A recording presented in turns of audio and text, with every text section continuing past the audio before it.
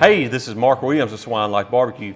Today I'm going to show you how we do hanger steaks. We picked these up from the butcher shop down in Pensacola, Florida, and let me tell you, if you've never had hanger steak, it's the best of both worlds. That texture of a filet, but that good beefy flavor of a good ribeye. We're going to get these trimmed up, seasoned with our own Mississippi grit, and then get them over here on the PK 360. Cook them to a perfect medium rare. This is one of my favorite cuts. Let's get started. So the first thing you have to do with a hanger steak is get it trimmed up. Now you can look down the middle of these and you can tell it's got a seam that runs right down the middle. That is nothing but silver skin. It's gonna be a tough chew. We wanna remove this. So what we're gonna do is separate it down the middle and create two separate loins. So all I'm gonna do is come right in here and just follow that seam where that silver skin runs down. Just slice it, take your time. Go right down the middle just like that. Look at this one, we got everything, might be a little piece right there. You can tell these hanger steaks are packed full of marbling. Same thing here. That silver skin's still attached right there. We're just gonna go down this side. And you may lose a little meat, but as long as you hug it as close as you can, just take it out just like that. Make sure I got it all. There's still a little bit right there. Now this end gets kind of thin. I'm just gonna square it up. That's gonna be my taster in a little while. Same thing with this one. That tail end, I'm just gonna square it up.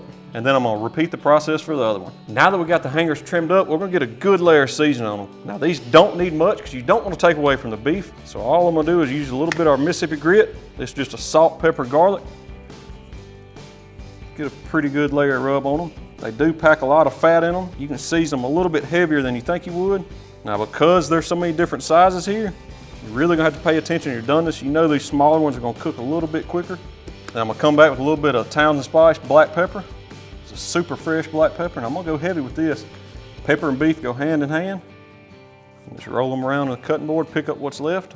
Now that we got them seasoned, I'm gonna let them sit on this cutting board just for a few minutes, and then we're going to the PK to get that good sear. So this PK's got good and hot. We're ready to put these hangers on. Now while nobody was looking, I did put me some butter on here because I am gonna baste these with butter while they're cooking. So we're just gonna take them, lay them right over the coals. Of course, this royal oak is screaming hot. Now I'm gonna leave the lid up just because they're a little bit smaller cut. You don't want to overcook them, but I want to get that good crust on the outside. I got me a sprig of rosemary straight off the plant. I'm gonna use it as my basting brush. Of course, this is gonna make it flare up. That'll be fine. Now, if it does start flaring up, I'll close the lid. It's no big deal at all. We're gonna let these go about a minute on that side. We'll start looking at color, rolling them as we need to. We're just wanting a good, consistent sear on the outside of these hangers. So these been on for about a minute. We're just gonna flip them. Like I said, if we don't have the color we want right now, that's no big deal. We're just gonna keep cooking. Starting to get a little sizzle on the outside of them. That's what we're looking for. Hit them again with a little bit more butter. That butter will help brown the outside of this meat. Give it that good color you're looking for. Let them go another minute. Just keep basting them as we cook them.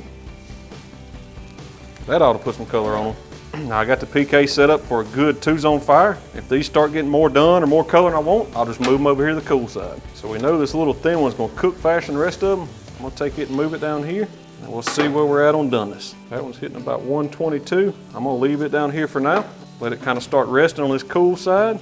Hit them again with this butter. Of course, you can smell that rosemary oils coming out in that butter. This next one ought to be getting close to being done. It still feels pretty rare, but we're gonna make sure. Definitely don't want to overcook it. We're sitting at about 105. So we'll get it back over here on the coals. Keep getting that crust built up on the outside. So you do want to watch on some of these. They got so much fat in them, you might be checking temperature of fat more than you are meat. That fat's gonna tend to be a few degrees higher, so just make sure you're getting a good even reading. These are hitting about 120 to 125. They're ready to get off the pit. Give them one last base of this butter and rosemary, and then it'll be time to let them rest. We got these hanger steaks off the PK and let them rest for about 15 minutes. Just as a quick recap, we started off with 2 whole hanger steaks, trimmed them down, removed that silver skin from the middle, got it separated out 4 individual portions.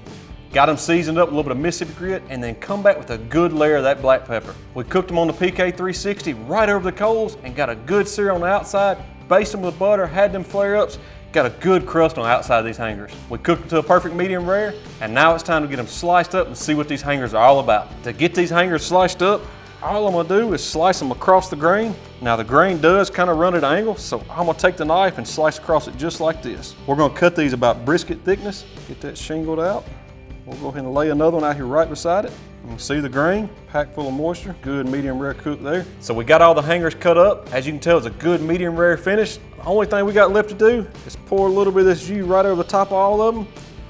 That's gonna add even more flavor to them. Be a good dipping sauce. And you can't tell me that don't look mighty fine. So I'm gonna have to go in here and try one of them. I'm gonna get this good medium rare one right out of the middle. Soak up a little bit more of that sauce. That's crazy. It just melts as soon as it goes in your mouth. You got a ton of flavor. You get a good pepper note. And just a real light rosemary flavor. These hanger steaks had that good texture just like a filet, but pack all that flavor just like a spinalis would on a ribeye. If you haven't tried these yet, you need to definitely put these on your menu. That's a wrap for us today at Swine Life. We appreciate y'all checking this video out. If y'all want to try a different cut of beef, give the hanger steak a try. It's got a really good texture and a ton of beefy flavor.